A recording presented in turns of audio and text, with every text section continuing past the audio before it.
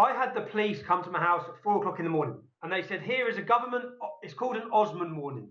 An Osman warning is when there is serious intelligence that people are about to kill you. Then it goes on to read what you're not allowed to do.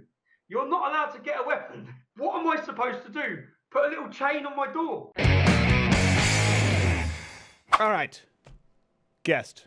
Long form. I've been wanting to have this guy. We've been having him on. We've been having him on for a while now. It's been a while. And now he's just blowing up. Poor choice of words, given the fact that many people want to kill him, and that's their preferred method of taking somebody out. You can follow him, TommyRobinson.online. His Twitter is, there's a story behind this, I'm sure, @RobinsonParody. So I'm sure there's some kind of permaban that happened there. He's everywhere. Mr. Tommy Robinson, thank you for being here, sir. How are you? I'm good. Thanks for having me back on. Absolutely. I'm glad. Now, what's the story behind Robinson Parody? Did you lose your Twitter account? Yeah, that's not me. So I was removed from Twitter last week, 2 weeks ago. Well, I don't know why I have this written down. I was removed. Do you know the reason they gave for removing me? So first of all, they gave me a week-long ban because I said that 90% of grooming convictions were Muslim men. Grooming is the gang raping of young children in the UK. Now, that's actually a fact. 90% are Muslim men, 20% are called Muhammad. Yes. So they banned me for a week for that, and then they removed me for saying Islam promotes killing people. Well, it would seem as though the statement unfortunately aligns with statistical realities, and that is the problem with the Twitter. That's a trip to their algorithms. If you'd have just said, for example, Tommy Robinson is a Nazi, I think you'd be well within your rights. Of course. Of course. Well, you've been so first off, before we get into some of the very specific stories recently, you have gone completely independent. Tell people what that means and where people can best find you and support you. So I worked for Rebel Media for approximately a year, where I learned to see that the future is bringing people. I want people to see what I see. I want them to experience and see the places and the problems that I see, the people that I talk to. I wish I'd have thought of it 10 years ago. I wish I'd have been like everyone else, but I left Rebel Media. I went on my own so that I'm my own boss, so that I'm in control of the stories I run. People can follow me on TommyRobinson.online. I have plans to build a studio like yourself. I have plans as well to get a double-decker bus. I want to turn one side of it into a TV screen, and I want to travel the UK showing people what's happening in those towns and cities. So making mini documentaries about areas, going to those areas, hopefully getting out of them alive, but showing people truthfully, this is what's happening on the ground. Yeah, well, it sounds a lot like a super secret van that we've been building up here for stateside for when we do the live shows at schools, because there's so much equipment that we have to bring and these live shows that we have to put on. Good idea if you can get that done, a double-decker bus. It's the billboard for death. It's the billboard for death with Tommy Robinson. Well, hold on. Before I continue, I want to show this one clip. This is a recent video for those of you who missed this. A little run-in that he had with a Muslim man who was threatening his life, and we'll see how it turns out. Get the stuff away from the camera. Get the fuck away from the camera. You tried to touch our camera. Yes, I don't fucking try and touch the camera then. I told you that 5 times. Keep your life. I will keep my life. You're not going to take my life. Well, you think you're going to take my fucking life? Take my fucking life. And you can look. Okay. One way this is going to go, you're going to end up knocked down unconscious. I can bring the cars and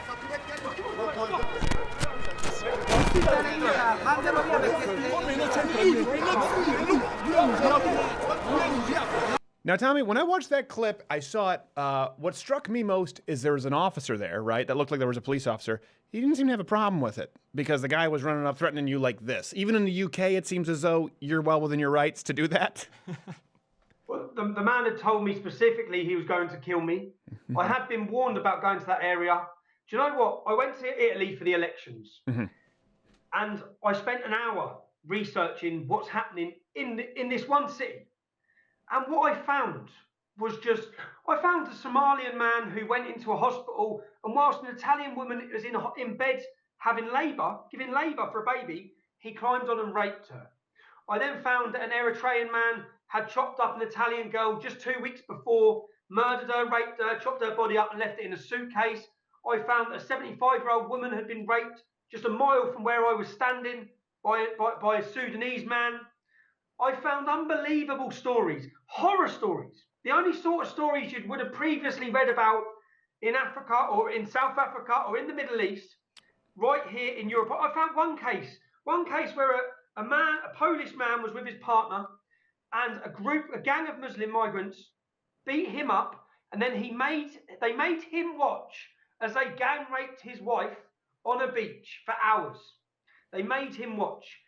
And these were stories that, again, it's just, this is Europe now. These are stories that are commonplace in every country in Europe. Well, let me ask you this. People need to realise. Because some people will say, well, why are you focusing? If you just go out looking for stories of Muslims who happen to commit crimes, you'll find them. Statistically, that's not the norm.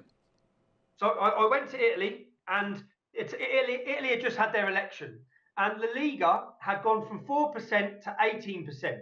The left had been completely booted out of politics. Mm-hmm. This was a political revolution in Italy. So I asked why.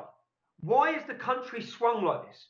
Let's see what problems there are that have resulted in the next coalition government. The leader of La Liga says that Islam is incompatible with their country and they will probably deport 600,000. So I wanted to know why they won the election. Let's look at the problems. Let's look at what's resulted in this. And that's what I started to find. Unbelievable horror stories that were unthinkable crimes that you hadn't heard of on the shores of Italy, this commonplace. Yeah. And then I found a journalist, a female journalist, who live on screen was violently and sexually attacked and dragged down the street live, reporting the news live by Muslim migrants. These are all migrants, and the story that shocked me was all four of those instances I just told you. Yeah. All four of the men convicted had been refused and should have been deported from Italy, but they weren't. So all of this was failed asylum cases, but they were allowed to stay. So all of these victims could have been saved if the laws would have been enforced and the guidelines would have been followed. But because they weren't, and that is why the Italian people elected a new government that will remove the people in power who have left their women at prey like. It really is unbelievable that you haven't heard of these stories. The people stateside certainly haven't, but you would think in Europe at least, you'd think it'd make, I don't know, at least the Chiron on BBC. Not at all, not at all. And you're painted as a racist, as a Nazi. One thing I think a lot of people don't realize, I mean, you were raised in, am I pronouncing it correctly, Luton? That's my pronunciation. Okay. So we pronounce it Luton. We drop the T. Yes, Luton. Yes, just like when I watch 007, they say 007. I'm like, why don't they say the? Why doesn't Judi Dench say then? I'm confused. They invented a language. So you're raised there, and pretty diverse area. So a lot of your friends growing up didn't look like you. Your problem here is with an ideology in the systemic political corruption that allows it to victimize people. I've been watching you for a while. I think this is your 5th time on the show. When people would come on and say, well, hold on, Tommy Robinson, he's a racist. I'm going, do you know anything about, do you know where he was raised? Do you know who his friends are? He just hates Islamic rape. How is that controversial? But it is. So yeah, Luton is, Luton's one of the most multicultural and diverse towns in Europe. Yeah. If you got all of my friends together, all of us are the sons of immigrants. My mother was an Irish immigrant, but then other immigrants would be St. Lucian, Jamaican, all over the Caribbean, Italian, Bulgarian, Polish. We are a town full of immigrants, but there's one problem in our town. It doesn't come to race or country of heritage. The problem is split ideologically through religion. We've never seen racial tensions. We only see religious tensions. Right. So, yeah. So when I talk about these issues, people say about racism, that's simply been used. And I'm glad that after 10 years now, or 15 years of combating it, people don't usually associate that anymore. People now finally say he's against Islam. Right. And so then they've pivoted to Islamophobia. Right, but they've tried to make that seem as though it's a form of racism, right? And especially stateside, it's Islamophobia, racism. I'm going, hold on a second. Islam is not a race. We have Johnny Jihad over here from the United States. We have women in the United States with hijabs, blonde hair and blue eyes. People convert to it. It's the most converted to religion in the American prison system. Why? Because it's going, hey, you hate and you want to commit evil. Here's a book justifying your acts of violence. That's another big lie people don't talk about, that it's the fastest growing religion. It grows exclusively by birth rate and through the prison system. That's it. Nowhere else. And for some reason, people on the news, even just as the talk, well, one of the fastest growing religions in the world. It's a lie. I don't know how they do it. Okay, go ahead. You also can't leave it. So it's not going to go down in numbers because it's punishable by death. That's a good point. It's not like the Episcopalians were like, all right, well, we'll still see you at the potluck. Yeah, you'll see me at the potluck. I'm just an atheist now. Okay. Yeah, so you're gone. But if you don't convert in prison, at least you get a nice pair of teeth on the state. It's true. Exactly. Well, I mean, you did prison time a long time. So, I mean, this is one thing I do want to and give you credit for. to an unbelievable degree. A lot of people out there hold themselves out as ballsy people, and I'm doing the stuff that people out there won't do. Tommy Robinson was beaten within an inch of his life in a prison in the UK. We've talked about that. Go back to that interview. He's out now, and he's been confronting people on the street. You did a video, which I thought was incredible, where you real life found Paul Kersey. Yes, real life Paul Kersey. Tommy Robinson is Death Wish. You found this kid who had sent you death threats. Let me show the video here. And you confronted this person. I just foreshadowed. I said kid, but I don't think you didn't know it was a kid when you found him. Let's roll this clip, and we'll come right back. Can I ask you what it is I've said or done? Yeah, that even if you didn't want me murdered, what it is about me or what I've said that you feel so strongly against? Just don't agree with what you do. Can you give me one example of what I've said or done that incites hate? Well, just being a part of the EDO and street protesting against the whole of Islam. What education you have on Islam? Now, it struck me, Tommy, first off, did you know this was a kid? How did you find him? No, so basically, anyone who talks about my children, that changes it. Yeah. So I saw these videos that he put online saying, I'm going to kill your family, I'm going to slit your mother's throat, I'm going to kill your kid, I'm going to rape your daughter. And then all of these things. That little pissant sent those? Yeah. Yeah. Oh, okay. And all of the references he made were about taking the property of. So all of it was religiously entwined with what he was saying, which for me is a worry, especially with I have 3 young children. So I then called the police. I videoed the meeting with the police. I said, are you going to take this seriously? They assured me they were. They told me how many different units and organisations were all over this. So I said, okay, fine. I then went home, but I was uncomfortable sitting at home because I knew what he'd said. And I put £1,000 reward up on Twitter to say anyone who gives me the identity of who this man is, I'll pay them £1,000. I had 7 children who went to school with him. Did you have to give out £7,000? No, I didn't. I gave out the first one. Okay, I was going to say, or you could. I did, because I'd love to be able to do that again. So I gave out £1,000, right? And then I got his address. So when I met the police, I said, "Here's his name. Here's his address. I've done your work. Go and get him." well, they might not be so primed to help you. I've done your work. I've done your job. Then what do we have left to do? But it's true. But it was incredible. I'm amazed knowing that context, how civil you were with the kid. It really did seem like you were trying to teach him a lesson at that point and not just be an aggressor. I don't think this kid knew what he was doing. He had no idea as to what it is that you talk about. That was so striking to me. We had the same thing at SMU. Kids holding up protest signs that weren't theirs, and they couldn't tell you a single thing I'd said. Do you find that a constant when you confront people who have this idea of you? Constantly. The whole time. With this kid, I realised within seconds that he was mentally ill. Within seconds of looking at him. So this could have turned out so different. I sat outside his house for 6 hours watching his front door. And when his door opened at 6 o'clock in the morning for him to go to prayer, that's when I caught him. But then I was shocked that 24 hours after I've sat down and told the police who he is, and he put a statement out saying he's going to go kill an English lady. He could have killed an English lady. He could have killed my kids. And they done nothing. And then but then it was very apparent that he was a victim as well. Although no matter what he said, he was a mentally retarded kid who has been used and abused. That's what he was. I'd say he had the mental age. My daughter's 10.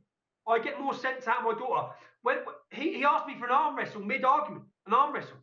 So it's very clear that he had serious learning difficulties. Seriously, he had a mental age probably of a 10-year-old. And I asked him that. The first thing I said, "Have you got learning difficulties?" And he said yes, and it was clear that he did. Yeah. And then that's why I rang him an ambulance. But and if you look, we've had 3 terrorist attacks in the UK that have all been from people with mental ages of young children. Yeah. That are used, abused, sent out to bomb. Well, I think that's also important to note because in the United States, where we're talking about the Second Amendment, they just go, mental health. I'm going, hold on a second. There are a lot of people with mental health issues who aren't aggressive. But if you combine that with an ideology that actually encourages aggression, just like with the prison system that justifies actions, just because someone is depressed doesn't mean they lose their rights. Or weed. Right, or weed. Well, a good example, I would imagine probably with the prison stint that you had, there were probably some times where you felt pretty down, pretty depressed. You could have been diagnosed that way. But if we were in the United States... kill anyone. What was that? I didn't go kill anyone. That's what I mean. No, I know, but maybe yourself. But the point is that you had a hard go, but in the United States, you don't forego your rights because of that. In the UK, with no Second Amendment, right? How do you protect? How do you do this and feel secure? How do you protect yourself? At least in the United States, someone like yourself would have that as a failsafe. Yeah, you keep your head in a swivel, but they can protect their own, and so can their family. You can't there. Genuinely, what is that like? I had the police come to my house at 4 o'clock in the morning. They woke my whole family up, and they said, here is a government, it's called an Osman warning. An Osman warning is when there is serious intelligence that people are about to kill you. Mm-hmm. So they gave me an Osman warning, and they said Al-Shabaab, a terrorist group from Somalia area, who 2 weeks prior had massacred hundreds of people in the Kenyan shopping mall. Al-Shabaab have named you to be killed at all costs. What you're not, then it goes on to read what you're not allowed to do. You're not allowed to get a weapon.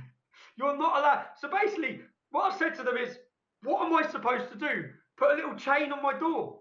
Yes. Just told me, and the police have given me 6 of these. 6 of these serious threats.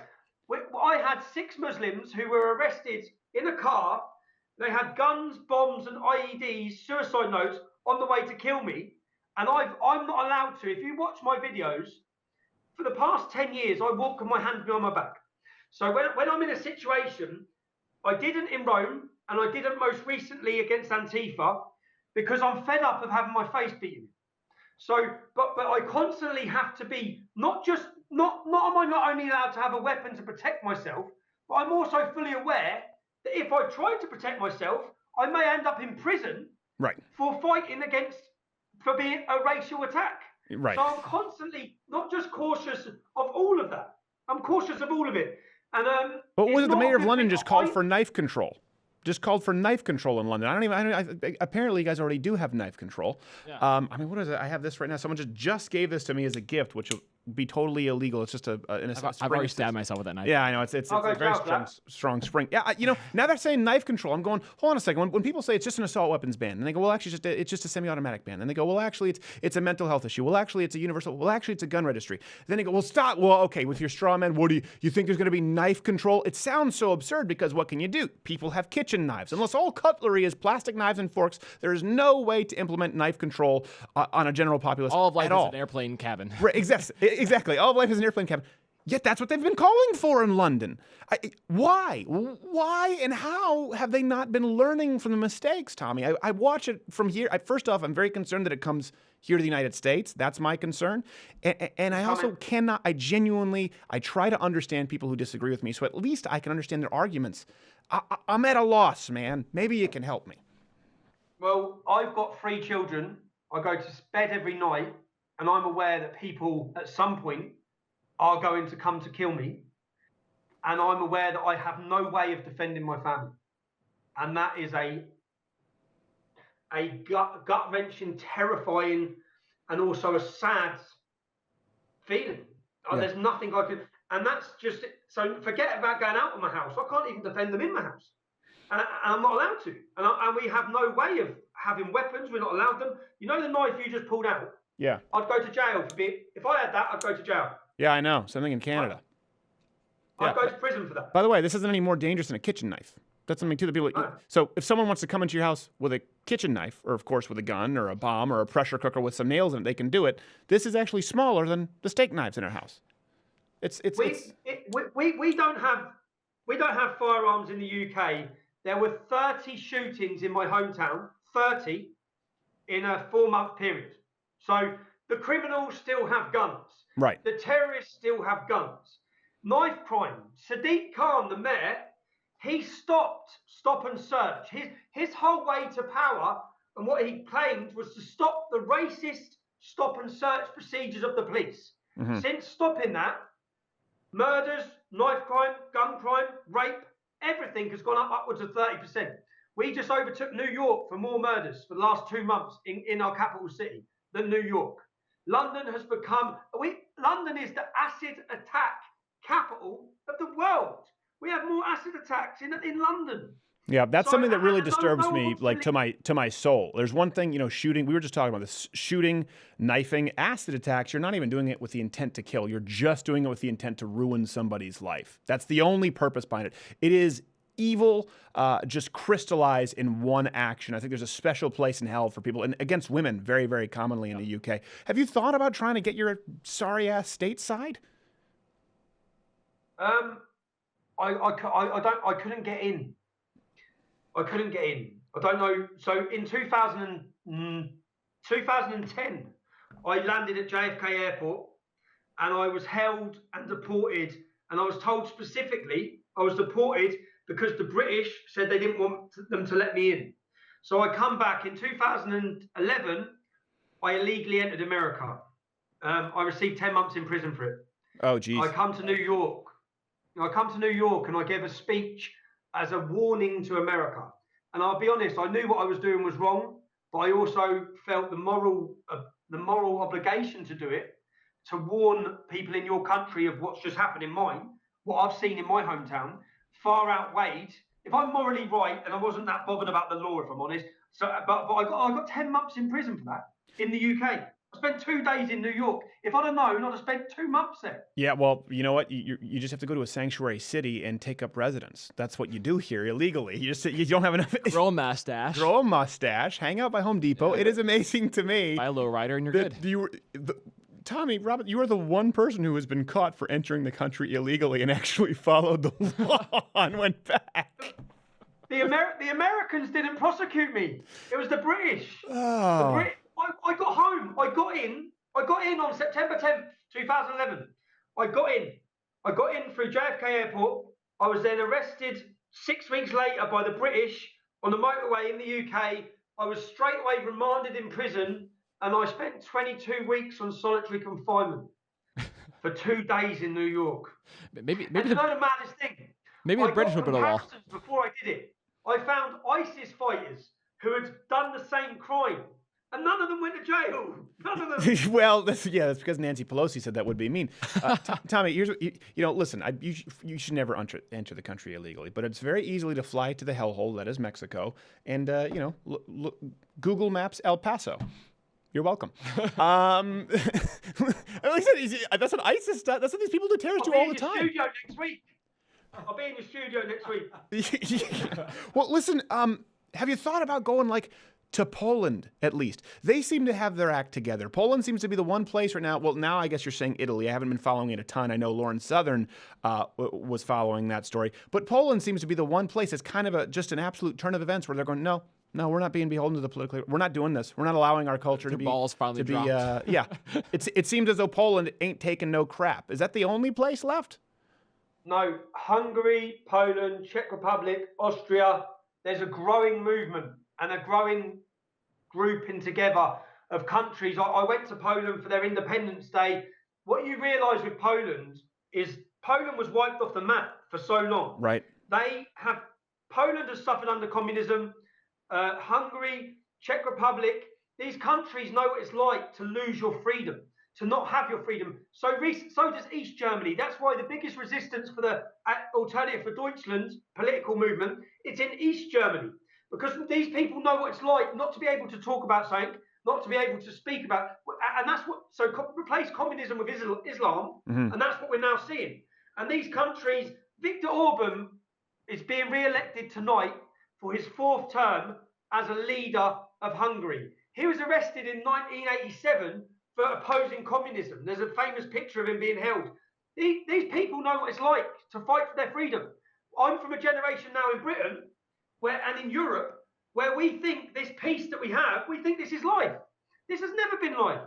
People have never had such an easy life, and we're willing to give it away because we have taken it for granted so much. That's what I see. Yeah. That's what I see happening. And by the way, this isn't the first generation to do that. That's the thing. Remember, if you remember the famous speech with Pearl Harbor, a generation of playboys. They thought America, there was a generation of playboys. They had, been fattened up this generation. They were kind of at this point, they were post Great Depression. They're saying these younger people in America had become sort of stagnant. This idea that they were living a life of luxury. They were bon vivants, and Pearl Harbor shook them up. It only takes one event. That's the thing. It's just we've gone a long time without it being a global catastrophic event. I guess I always thought that maybe Europe, since you guys all got kind of screwed until we jumped in, would have remembered it a little bit more. But no, it really is remarkable. I mean, that's one constant that I noticed with what you do. Anyone who watches your content, again, TommyRobinson.online, they would know. The people who hate you don't know. You address Islam, the political ideology that it is. And we see that happening. We see it with actual Sharia law in courts across Europe. People here say that won't happen here. It's happened. It has happened. It is just as much a political prescription as it is a religion. It's not the same as Christianity. It's not the same as Buddhism. It's not the same as Hinduism. It's not the same as any other religion. And so when people jumped on, for example, Ben Carson, he said, I believe that I think he said the Constitution and the Quran, or he said the Constitution and Sharia law. I don't know exactly what, it was either the Quran or Sharia law. He said, I believe they're incompatible. People jumped on him. I couldn't think of a statement that's more logical.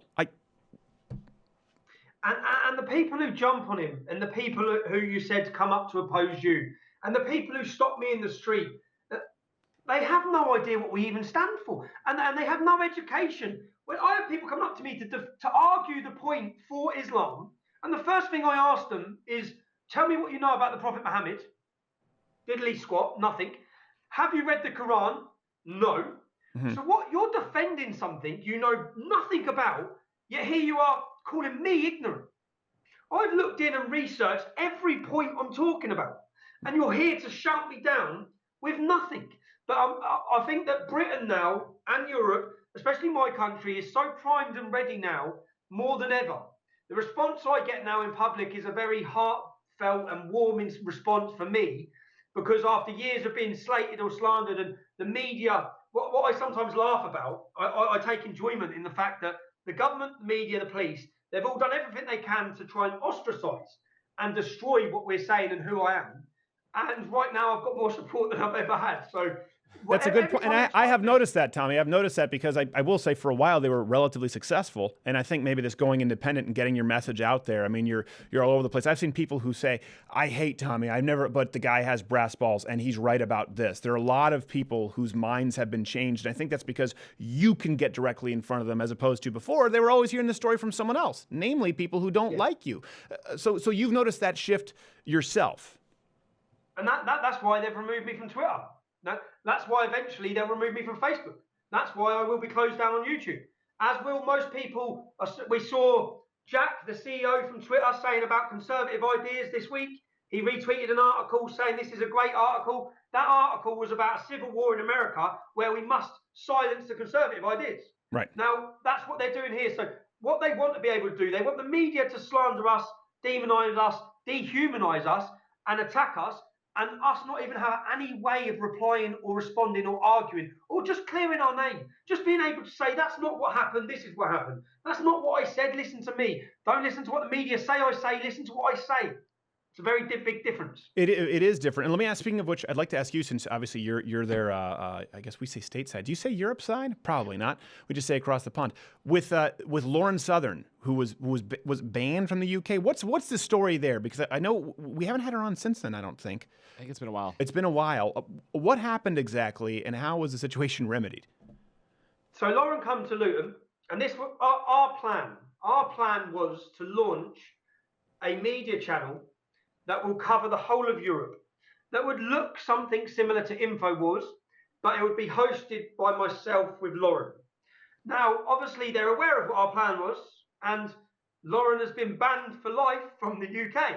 She was arrested and held under Article 7 of the Terrorism Act. She was held under the Terrorism Act. Now, what she did is she come to Luton. So I just want to make this clear. It seems to me that Lauren Southern, but not terrorists, are being held under the Terrorism Act. Am I getting that correct? And when Lauren, 110-pound blonde chick. We've had 450 ISIS fighters return. 1,000 jihadi brides have come back to the UK. We've just had a preacher who's banned from preaching in Pakistan tour our country. We had a terrorist who was one of the most recent cases last year, he tried to join ISIS in Italy. He lived in Italy, a Moroccan living in Italy. He tried to join ISIS. They stopped him. He told them, I want to be a jihadist. They then put him on the watch list. He then left Italy. He come to London. They didn't stop him. They didn't arrest him. They actually watched him as he got in a van and he went and killed 9 people. But he wasn't stopped. But don't worry, Lauren Southern is not in the UK. We're all okay. Good Lord. The constant I'm hearing is that is they say we're fear mongering, right? Yeah. But they're afraid of ideas. I'm afraid of bombs and rape on beaches. Yeah, exactly. I would say that's I don't even know if that classifies as a phobia. I would say that's a legitimate grievance. Being raped mercilessly on a beach and not being a fan of it. Yeah. I would say you have a legitimate cause for concern. Ideas. Lauren Ben Shapiro, Southern? most dangerous man. Yes, Ben Shapiro, world's most dangerous man. So Lauren is banned for life from the UK. That's a pretty serious ban. You can't move to the United States. Can't get out. I mean, this is it's getting to the point where what do you do? What's the next step? You just keep doing what you're doing in Europe, and Lauren will do it Canada side? We saw that on the same week that Lauren was stopped, so was Brittany Pettibone. She's a journalist from America, a social commentator from America. She was arrested with her partner. They were held in a detention centre in the UK for 3 days. Do you know the reason they gave her why she was held and deported? Breasts. Because she was coming to interview me. She was coming to interview me. Brittany Pettibone. Who'd have thought we could do it through Skype, assholes? Take that, you English truancy officer pricks. I mean, that's how I picture all English cops, truancy officers, twirling a baton with the hat. I know they're not. Just like not all Canadian cops are Mounties. So the reason was interviewing you. I mean, at a certain point, it does. I hope people watch this interview and see your content and go, all right, there is a bigotry of soft expectations. There's a bigotry of low expectations. Because let's say I hate you. Let's say I hate Lauren Southern. Still, to ban someone from the country simply for interviewing you. I remember when I first interviewed Imam Chowdhury. First off, we had to set up a whole separate Skype account, remember, and everything. And we got a whole different computer.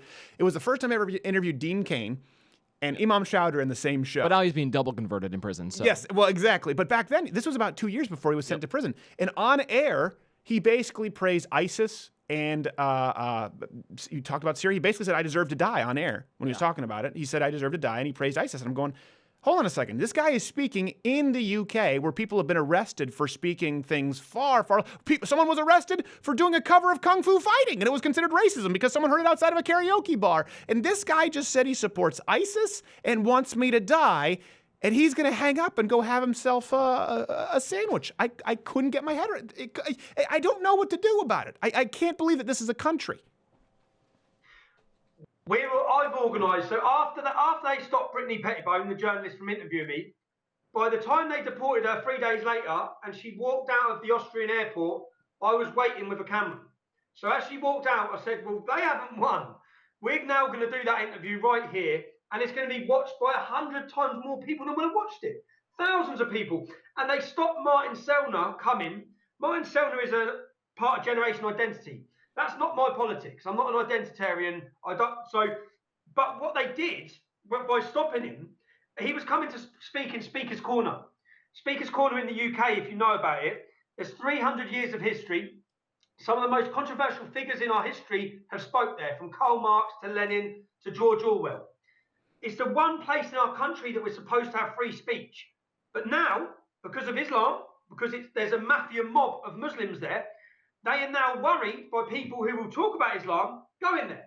So they arrest them, they detain them, they deport them. That's their answer to it. Yeah. Now, the week after that, I turned up at Speaker's Corner and I delivered his speech. And I delivered it to thousands of people. And it was a brilliant moment for us. It felt like a real triumphant moment for free speech. Yeah, that's what. But since then, Twitter have removed us. And on the 6th of May, I'm organising a march from Speaker's Corner to Twitter's offices with Milo's coming over. I'm hoping Gavin McGuinness. I'm hoping Stefan Molyneux. Lots of characters, lots of people. Because our battle with Islam, or our battle to talk about Islam. That's what our battle is. We're not even allowed to talk about it. Right. So now, the issue of free speech is such a pivotal point now in Britain. Yeah. People can see what's happening. It's being taken away from us. Well, I get questions so often when we perform on campus and people talk about, the First Amendment, the Second Amendment, and I say, hold on a second, you don't understand one thing. I was raised in Canada. And I've brought you up as an example before, too. I say free speech doesn't exist outside of the United States. period. A lot of people, they go, well, yeah. I go, nope, nope. And there's that famous speech from the newsroom. Remember with Jeff Daniels? He goes, you're talking about what's right about America? Free speech? England has free speech. Belgium has freedom. I'm going, no, they don't. They do not have the same kind of free speech that you have. Christopher Titus to say the same thing. Yeah, Japan has free speech. I'm like, are you serious?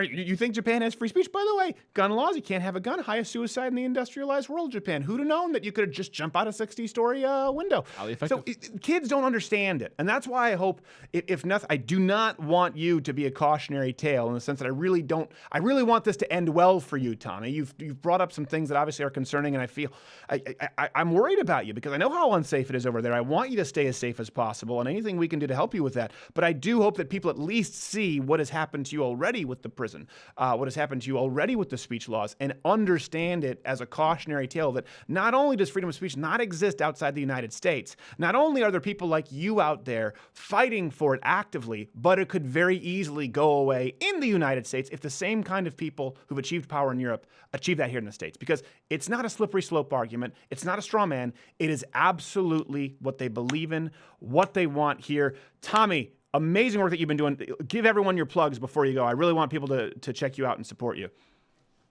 Basically, just TommyRobinson.online, and there you'll be able to keep up to date with what we're doing on my Facebook page.